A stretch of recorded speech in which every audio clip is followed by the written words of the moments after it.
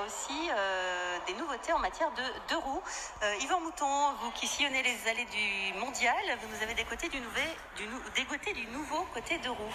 Oui, Christelle, devant le stand de riderclub.fr avec le créateur de cette start-up, c'est Nicolas Hu. Bonjour. Alors le principe, on va partager des motos, c'est cela ? Exactement. Aujourd'hui, tout se loue dans l'économie collaborative. Le deux roues n'avait pas encore eu son offre. Et Rider Club permet de louer des véhicules entre particuliers. On parle de scooters et de motos.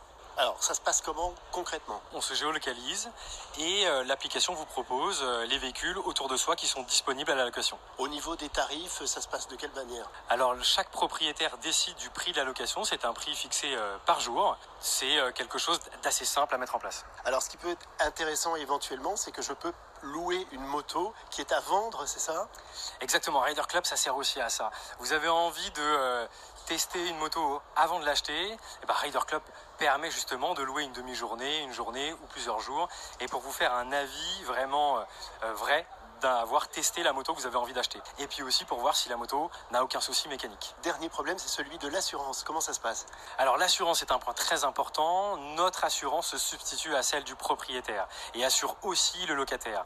Maïf est notre partenaire assureur et assure à un niveau premium l'ensemble des cas qu'on pourrait rencontrer lors d'une location. C'est-à-dire que si par exemple le propriétaire est assuré au tiers, vous l'assurez tout risque, c'est ça ou je me trompe complètement ? Non, c'est exactement ça. En fait, mon assurance se substitue. Ça veut dire qu'en effet, ça devient tout risque. Tout risque, ça veut dire que ça passe du brise-glace jusqu'au vol. On pourrait imaginer le pire. Voilà Christelle, on peut donc partager la moto de son voisin. Il suffit d'aller sur riderclub.fr.